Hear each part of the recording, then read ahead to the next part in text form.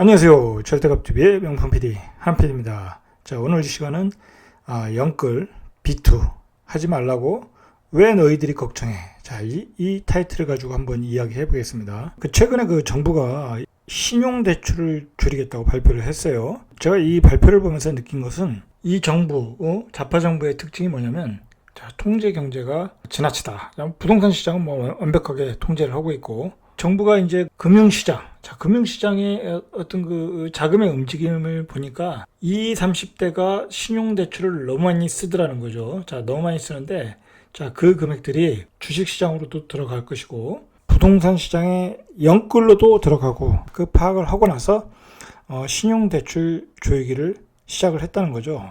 신용대출로 나가는 금리, 마이너스 통장 같은 거죠. 그 소득을 담보로 나가는 어떤 신용대출, 자, 그런 거에 대한 그 금리 인상을 한다는 것이고, 두 번째로는 한도를 축소하겠다는 거예요. 한도.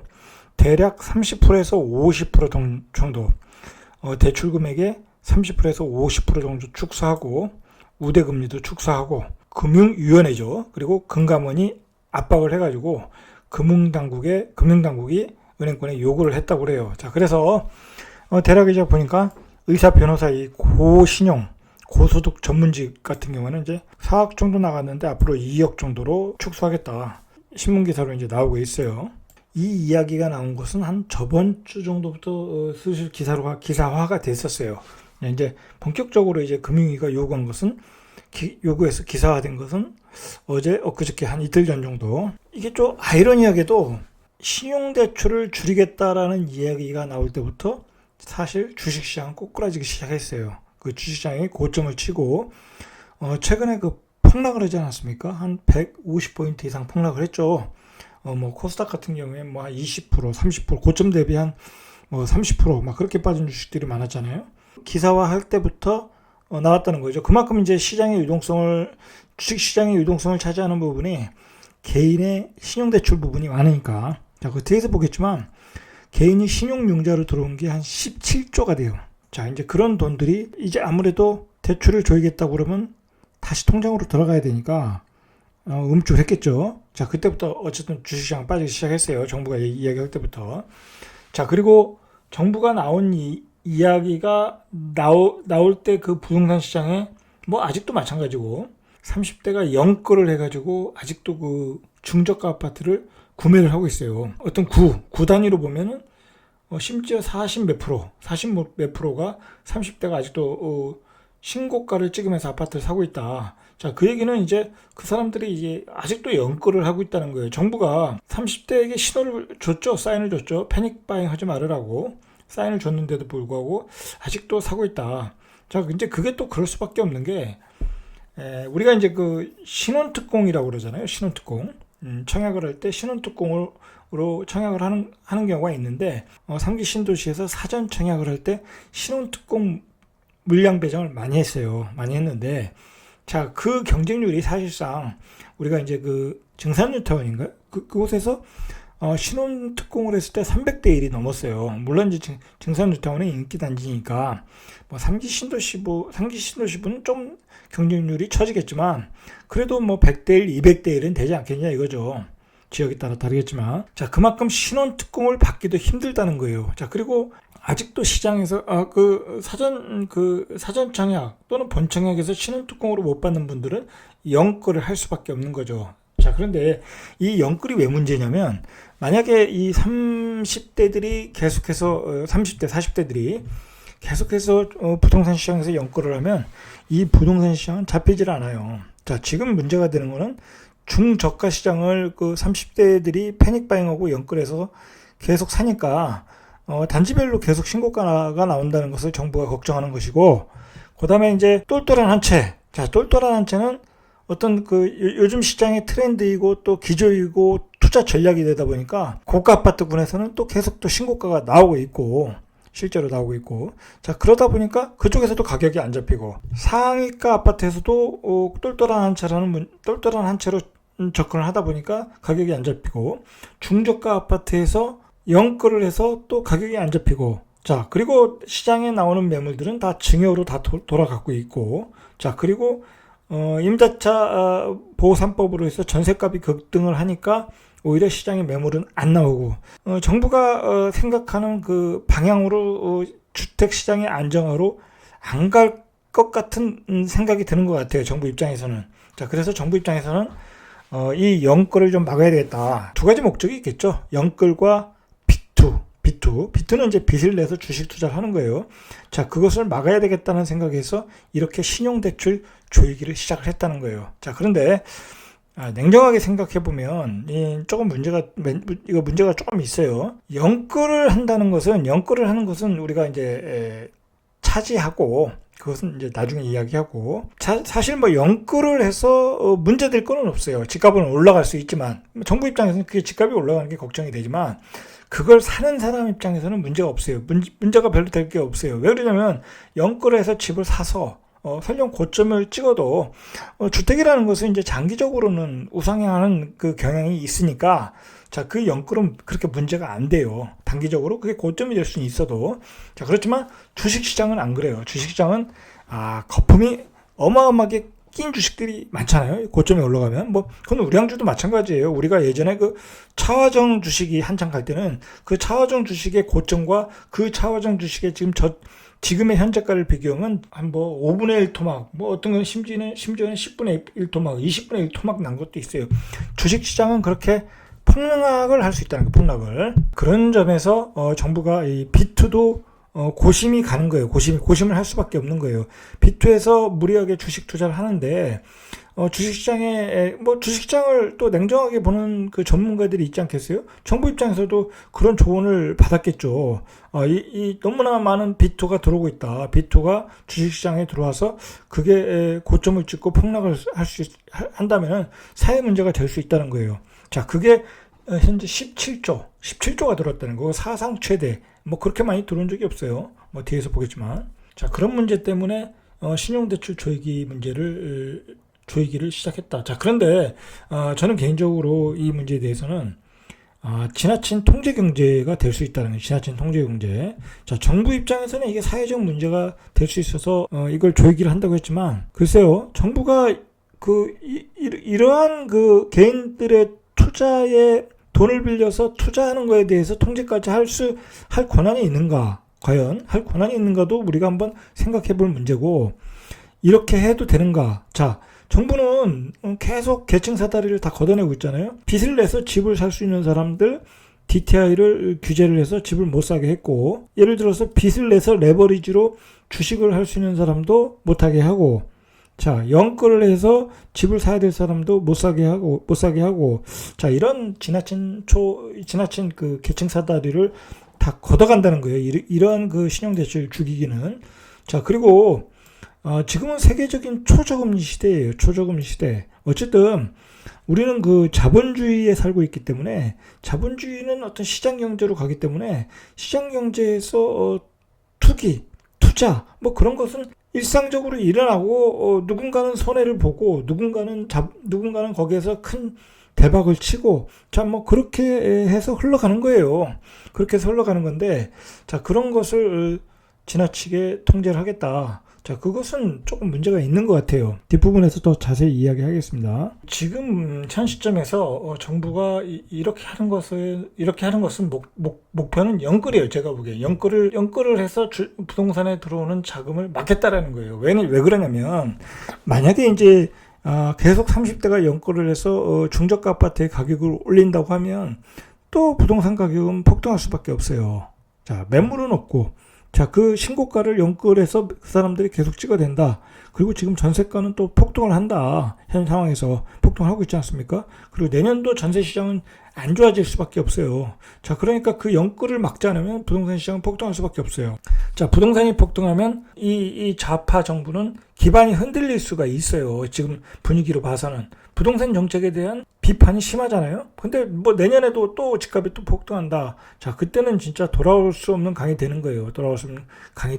자, 그래서 정부가 이렇게 신용대출 조이기는 영끌의 포인트를 맞추고 있다. 주식 투자 하다 보니까 자, 영끌보다는 사실상 이 B2가 문제예요. B2. 자, 빚을 내서 투자하는 게 더 문제라는 거예요. 자, 이 내용을 보면 자, 올해 주식시장에 지금 물린 개인 투자 자금이 한 100조라고 해요. 100조. 이제 100조가 들어온 거예요, 시장에. 자, 100조인데 자, 주식이 지금 1450에서 한 2300, 2400 한 30까지 갔나요? 거의 뭐 지금 한 800포인트가 올랐어요. 저점에서. 자, 오르는 과정에서 개인의 자금이 100조가 들어왔다고 그래요. 자, 근데 자, 문제는 뭐냐면 이 100조라는 돈이 국내 국에 다 투자를 했어요. 자, 그래서 이제 국내 투자하는 사람을 동학이라는 거고, 해외 주식을 사는 사람은 서학이라고 하는 거예요. 자, 우리가 또 해외 주식도 걱정이 되고 국내 주식도 걱정이 되는 거예요. 자, 해외 주식도 최근에 그 테슬라가 고점 대비해서 한 20%, 뭐 30% 그렇게 빠지지 않았습니까? 대한민국 사람들이 그 테슬라의 주식을 얼마나 많이 샀냐면 테슬라의 10대 주주가 대한민국 사람이라고 그래요. 대한민국 개미들이 다 모으면 10번째로 그 주식을 많이 샀다고 그래요. 근데 저점에서 엄청나게 폭락을 했잖아요. 자, 그것도 걱정이 되는 거예요. 이제 정부 입장에서는. 지나치게 해외 투자를 공격적으로 했다라는 거예요. 이 버블이 낀 주식에, 버블이 낄 수 있는 주식에.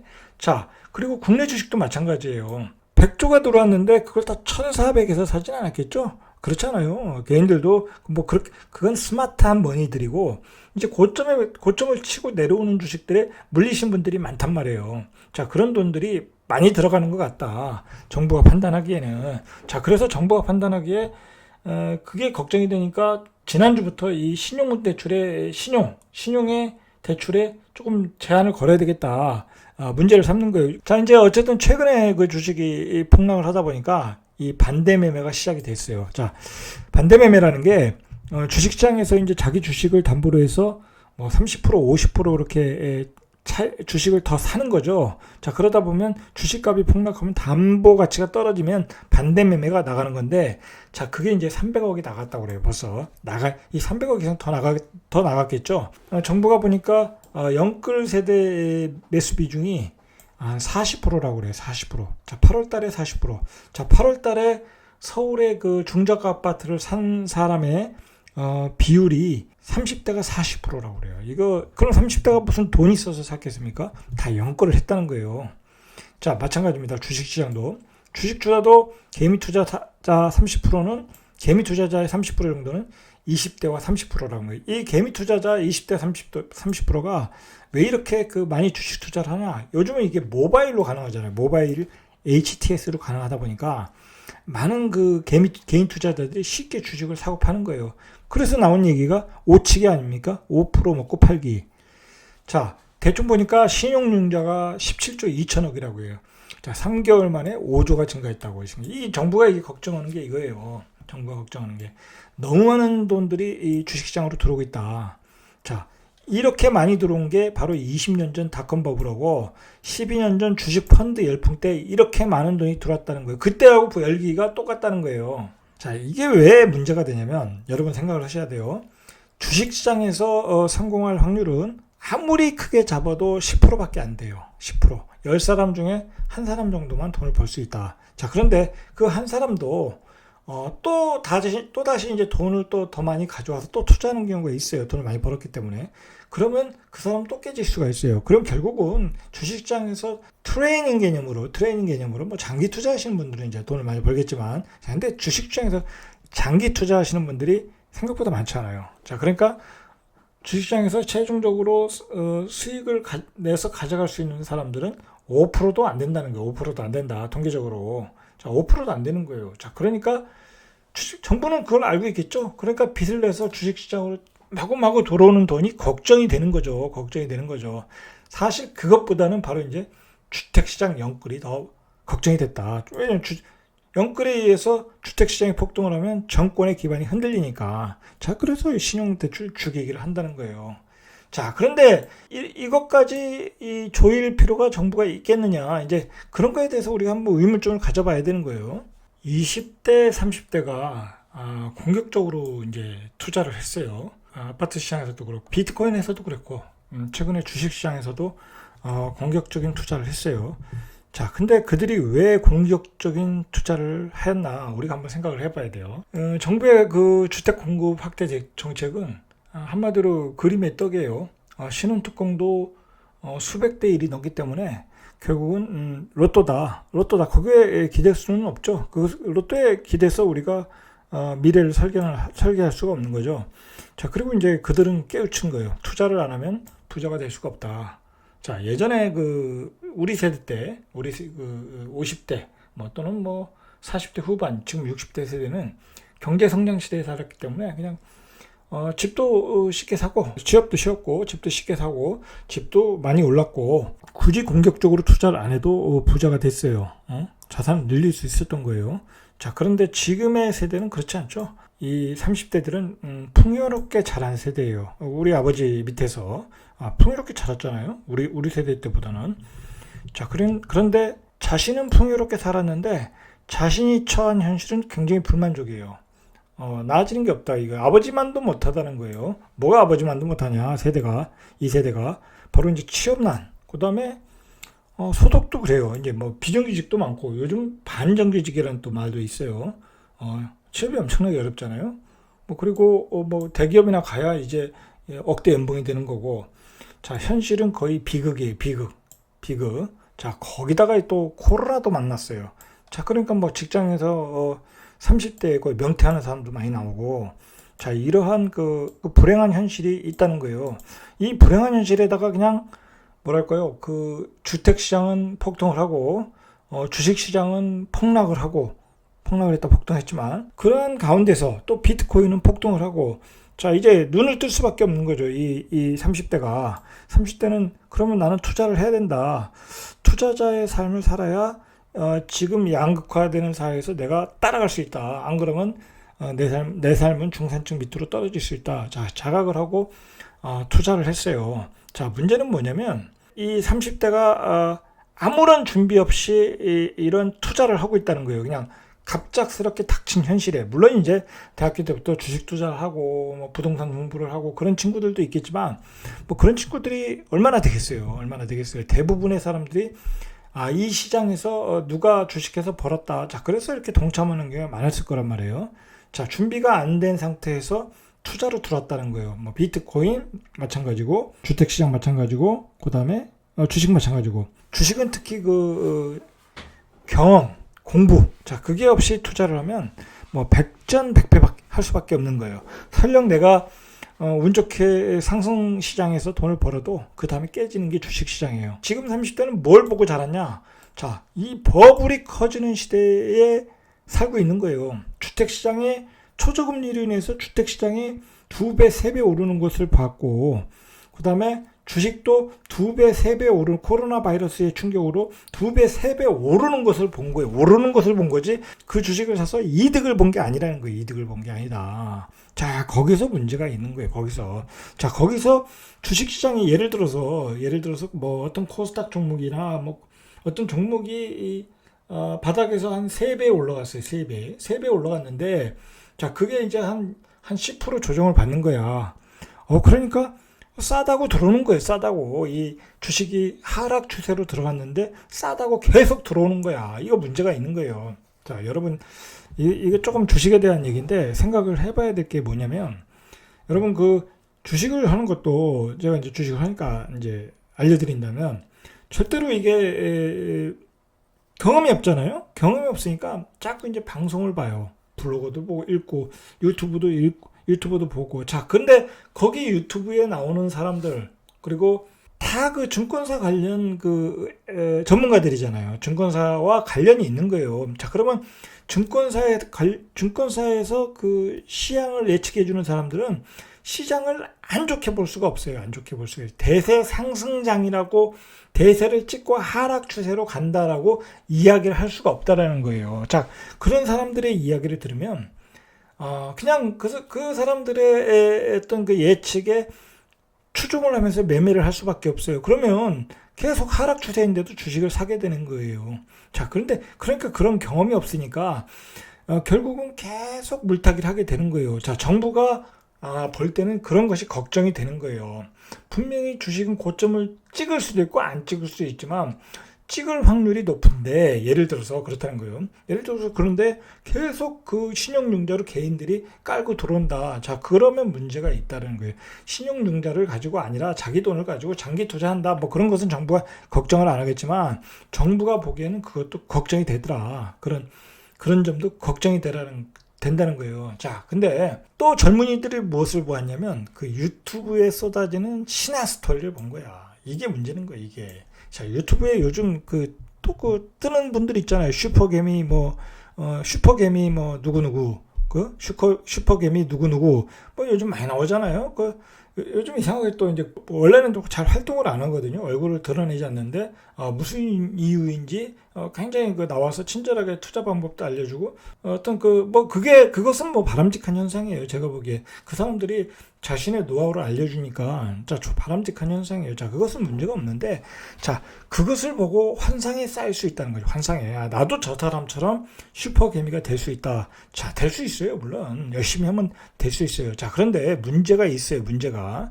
자, 여러분, 그러한 단계, 그 고수의 단계로 간다는 것은 엄청난 경험과 실패, 그리고 노력, 그게 필요한 거예요. 시간이 필요한 거예요. 절대 단기간에 되질 않아요. 그게.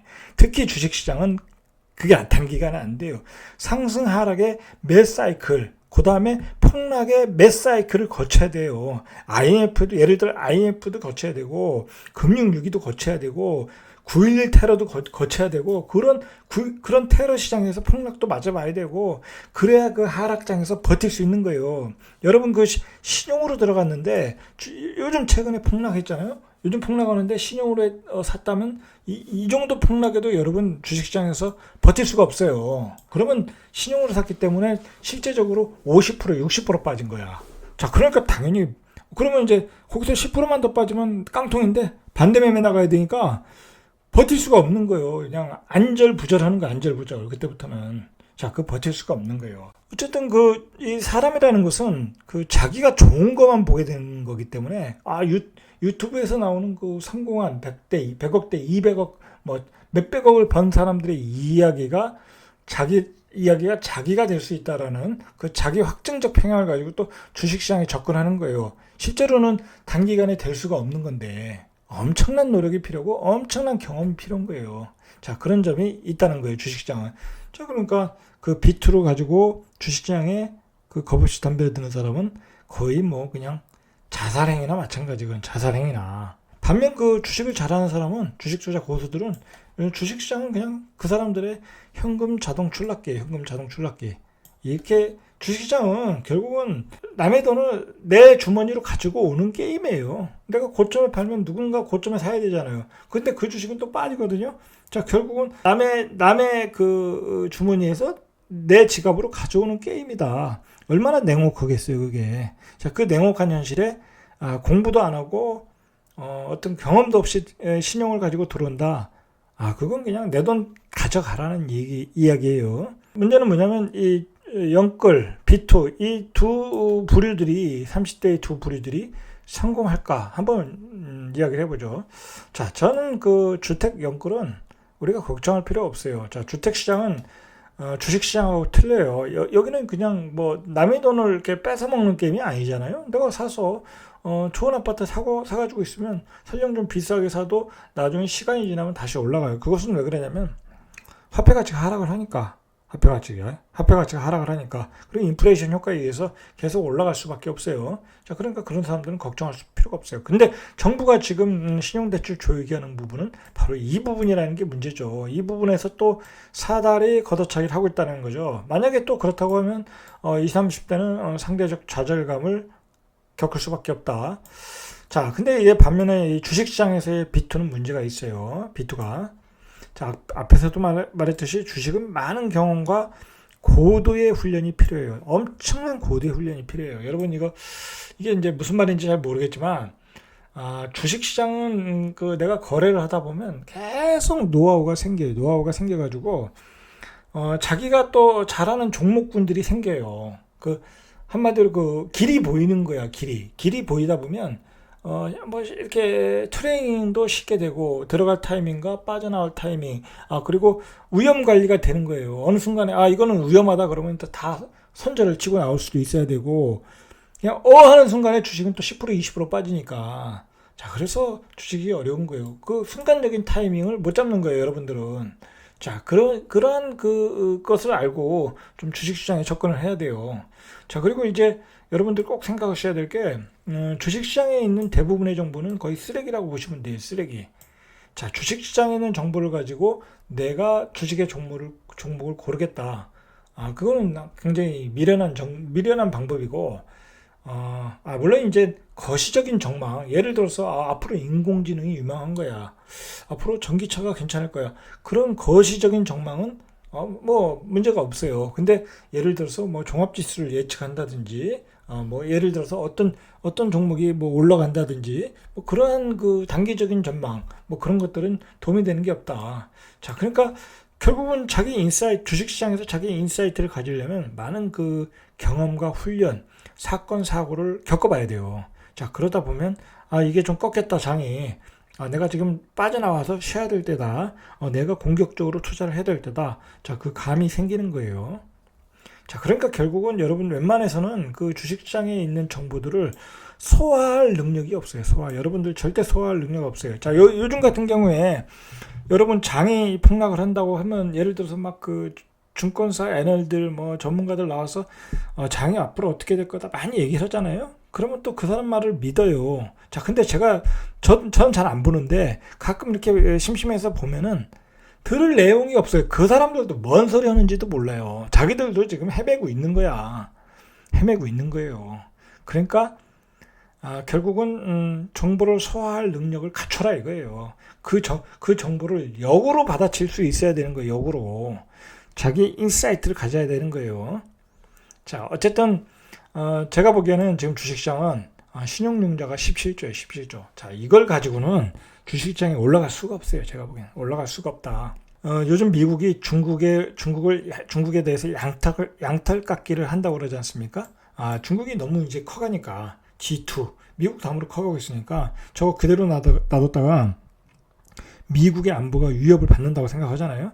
자, 그런 거와 마찬가지로 신용융자가 17조가 있다고 하면 주식시장이 올라갈 수가 없어요. 우리나라의 주식시장의 체력으로서는 외국인과 기관은 기본적으로 올릴 체력도 없고 외국인들이 뭐 개인들 돈 벌어줄 일이 있겠어요? 바보같이 안 올라가는 겁니다. 자, 결국은 그 신용융자를 털어내기 위한 양털깎기를 할 것이다. 자, 그게 이제 정부 입장에서도 걱정이 되는 거예요. 어쨌든 이러한 아주 어떤 정글 같은 냉혹한 현실이 있는데, 자, 어쨌든 중요한 것은 제가 항상 평소에 얘기하지만 우리는 투자자의 삶을 살아야 돼요. 뭐 누군가는 투자에 실패를 해서 망가질 수 있지만 우리는 투자자의 삶을 살아야 된다. 레버리지를 적극적으로 이용할 줄 알아야 돼요. 요번에 부동산 주택시장이죠. 이번 상승 사이클에서 뭐 2배, 3배 많이 올랐지 않습니까? 뭐 저도 마찬가지고 저도 레버리지를 이용했죠. 자, 대부분의 부동산을 했던 사람들, 주택시장에서 이번에 대박을 친 사람들 다 레버리지 이용했어요. 전세 낀 것도 레버리지란 말이에요. 자, 레버리지를 이용할 줄 알아야 돼요. 오죽하면 내가 분양만 받아도 분양가보다 전세가가 더 비싸졌잖아요. 그때 돈이 없어서 못 받는다는 말은 핑계인 거예요, 핑계. 자, 그런 레버리지를 이용할 줄 알아야 된다. 자, 이런데 이렇게 쫄면 안 된다. 쫄면 안 되고, 최대한 우리는 신용융자를 이용해서, 내가, 주식도 투자하고, 부동산도 투자할 줄 알아야 돼요. 자, 근데 전제가 있다는 거예요, 전제. 공부를 해야죠. 내가 어느 정도 수준이 될 때, 배팅 액수가 커져야 되는 거예요. 내 그릇이 어느 정도 된 다음에, 내가 풀 배팅을 하든지, 레버리지를 껴서, 영끌을 하든지, 비투를 하든지, 자, 그렇게 하는 거예요. 함부로 비투를 쓰거나, 함부로 영끌을 쓰면 안 되는 거예요. 내가 충분히 공부가 돼야 된다. 자, 공부가 되는 것은, 자기 학습도 해야 되지만, 시장에서 누군가 고수를 만나야 되는 거예요. 고수를 만나지 않으면 실력이 점프가 안 돼요. 자, 고수를 만나는 방법은 여러 가지가 있어요. 자, 뭐 그것은 뭐 다른 시간에 이야기해보고. 지금 이 세상은 어차피 이제 세상이 바뀌었어요. 이제 이 자산보다는 자본을 가지고 이렇게 자산에 투자해서 금융상품에 투자해서 자기 자산을 뻥튀기 할 수 있는 아주 좋은 기회예요. 지금은 그런 좋은 기회예요. 어떤 그 산업혁명이 4차 산업혁명으로 인해서 어떤 산업의 구조가 바뀌는 시기에는 대박이 나올 수 있단 말이에요. 대박이. 자, 그렇기 위해서는 우리가 영끌을 하건 그 다음에 비투를 하건 그 투자를 할 줄 알아야 돼요. 자, 근데 정부가 그걸 조인다는 게 지금 문제가 있는 거죠. 정부는 그러니까 이게 그냥 그 범생으로 살아라는 거야. 범생. 그냥 당신들 노동으로 해서 노동 열심히 해서 그냥 일을 해서 열심히 벌어라. 자, 그렇게 살기를 원하는 거예요. 자, 그렇게 살면 그냥 맨날 노동으로 살다가 어느 날 회사에서 잘려가지고 은퇴 후의 삶이 이 비극으로 가는 거예요. 자, 그렇게 살면 안 되는 거예요. 절대 안 되는 거고, 제가 항상 얘기하잖아요. 30대 때 열심히 공부해라. 열심히 공부해서 40대 때 거의 고수가 되고 50대 60대 되면 뭐 거의 절정의 고수가 될 수 있도록 공부를 하라는 거예요. 그러면 노동에서 자본가의 삶으로 사는 거고, 은퇴 후에는 그냥 내 자본이 나의 노후를 책임지는 거야. 자, 그렇게 살아야 되는 거예요. 자, 그렇게 준비를 하라는 거예요. 제가 지금까지 다 그렇게 준비하고 저는 그렇게 왔어요. 그렇게 그런 플랜으로 가고 있고, 자, 제가 경험했기 때문에 여러분들한테 알려드리는 거예요. 답답해서 알려드리는 거예요.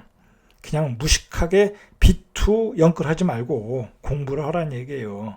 자, 한번 이야기를 좀 정리해 보겠습니다. 자, 우리는 자본가의 삶으로 가는 길을 선택을 해야 돼요. 자, 근데 자꾸 정부는 브레이크를 걸어요. 내가 뭐 연봉 1억이 되는데 뭐 내가 대출을 DTI로 더 받아서 집을 사면 되는데 못 사게 한다. 자, 자꾸 정부는 통제 경제로 가겠다 이거예요. 이제 마통까지 못 쓰게 하겠다라는 거예요. 이거는 정도가 지나치다. 한번 생각을 해보세요. 정부는 자신들은 그냥 국간에서 막 갔다가 복지로 막 퍼붓는데 개인들은 투자도 못하게 하고 집도 못 사게 하고, 제가 보기엔 이건 지나친 통제다.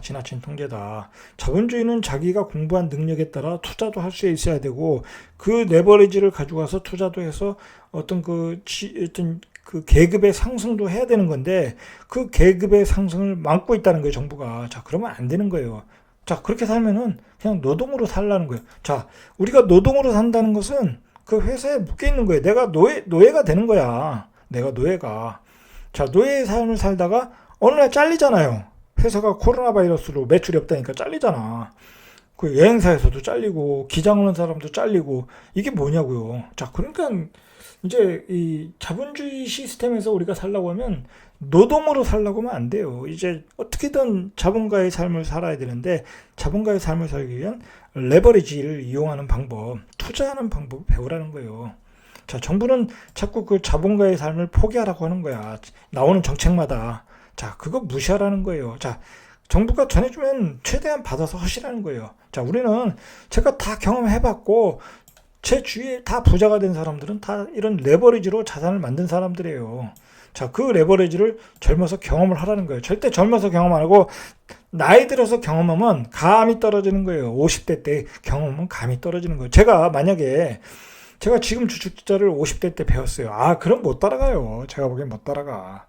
저는 이미 30대 때부터 지금 한 20 몇 년 했잖아요. 25년 했잖아요. 자, 그 경험이 있기 때문에 지금 트렌드를 쫓아가는 거야. 자, 그렇지만 지금 50대 때 은퇴하고 나서 주식을 배우겠다? 절대 못 들어가요. 홈 트레이닝 시스템도 적응하기 힘들어. 그거 이용하기도 힘들다는 거예요. 그러니까 젊어서 열심히 투자해라. 젊어서 깨져도 상관없어요. 뭐 얼마나 깨지겠어요. 다 복구가 될 수 있어요. 자, 그렇게 해서 자본 투자에 고수가 되어라. 40대, 50대 때 고수가 되면 이미 노후는 해피한 노후가 기다리고 있다. 자, 중요한 것은 이걸 30대 때 이런 꿈을 가져야 돼. 내가 보니까 우리 이제 요즘에 그 슈퍼개미들이 있잖아요. 그 이정윤 세무사하고 김정한 슈퍼개미. 자, 이분들 보면은 저도 똑같이 그때 그 나이에 부동산을 시작하고, 그 나이에 저도 이제 주식을 먼저 시작을 했는데, 그분의 생각은 뭐냐면, 나는 30대에 무조건 부자가 되어야 된다. 그게 꿈이었어, 그 사람들은. 저도 그런 욕심이 있었는데, 조금 이제 방법이 좀 서툴렀던 것 뿐이죠. 뭐, 그 다음에 이제 저는 부동산으로 이제 했지만, 자, 이분들은 그게 절실했던 거야. 30대 때 나는 부자가 된다. 정말 그 이정윤 세무사 얘기 들어보면, 수원에서 여의도까지 매일 출퇴근하면서 점심 때 밥도 안 먹으면서 그 주식시장에 붙어 있었다고 하잖아요. 자, 그런 열정이 필요한 거예요. 자, 여러분들도 이 30대 나는 부자가 돼야 된다. 그러한 내 꿈을 가져야 된다. 목표를 가져야 된다. 전 뭐 꿈파리 하는 건 싫어하는데, 여러분 그런 생각을 가져야 돼요. 갖다 보면 내가 노력을 하게 되잖아요. 노력. 내가 노력을 한다니까요. 밤새도록 주식 공부하고 부동산 공부하고 채권 공부하고 금 공부하고. 자, 그렇게 하면 그게 어느 날 이렇게 꽃을 피워요. 반드시 꽃을 피게 돼 있어요. 비록 조금 실패를 하더라도 꽃을 피게 돼 있어요. 근데 그런 꿈도 안 갖고 그냥 계속 직장에 충실해서 노동자의 삶을 산다. 뭐 그건 제가 노후를 장담하기가 어렵다고 봐요. 제가 볼 때. 그리고 그런 삶은 또 별 볼 일 없어요. 제가 보니까. 결국 나이 들어서는 뭐가 필요겠어요. 돈이 필요한 거예요. 돈이. 풍족한 돈이 필요한 거예요. 근데 나이 들어서 월급쟁이로 퇴직을 했는데 주변에 내 손에 풍족한 돈이 있겠습니까? 다 내 처자식들 다 먹여 살리는데 다 썼겠지. 자, 그렇다는 거예요. 여러분, 그런 관점에서 미래를 걱정하고, 자, 그 과감하게 투자자의 삶을 살아야 된다. 자, 그러기 위해서는 가능한 한 레버리지도 이용해라. 그리고 고수가 되기 위해서 치열하게 공부해라. 그리고 가장 중요한 거, 일상을 포기하라는 거예요. 일상을. 막 친구들하고 놀러 다니고 여행 다니고 먹고 놀고 그런 거 포기하셔야 돼요. 그런 것까지 다 하고 나서 뭐 내가 부자가 되겠다? 그거 안 돼. 그럴 시간이 없어요. 자, 한번 여러분 공부를 해보세요. 투자자로서 공부를 해보세요. 시간이 얼마나 부족한가. 정말 1분 1초가 아까워. 1분 1초가. 내 삶이 정말 바빠질 때 나는 고수로 가는 거고, 나는 자본가의 삶으로 가는 거고, 나는 부자로 가고 있는 거예요. 그게 루틴이 돼야 되는 거예요. 루틴이 돼야 되는 거예요. 그리고 자기의 여자친구, 앞으로 결혼할 여자친구와도 그런 대화를 하고 있어야 되는 거예요. 그런 대화를. 시시콜콜한 대화를 하지 말고 그런 대화가 가능한 배우자를 만나서 그렇게 하다 보면 그 가정은 하나의 일가를 이루는 거야. 일가를. 자, 그렇게 한번 살아보시길 바랍니다. 자, 그리고 마지막으로 그리고 정부는 너무나 통제 경제를 하는데, 자, 우리가 그것에 대해서 비판적인 시각을 가져야 돼요. 갖고 어쨌든 정부가 그렇게 룰을 정한다면 우리는 어쨌든 최대한 그 어떤 레버리지를 일으킬 수 있는 효과를 한번 뭐 방법을 또 찾아서 또 투자를 해야 되는 거예요. 자, 오늘 여기까지 이상 절대값 TV의 명품 PD 한PD였습니다.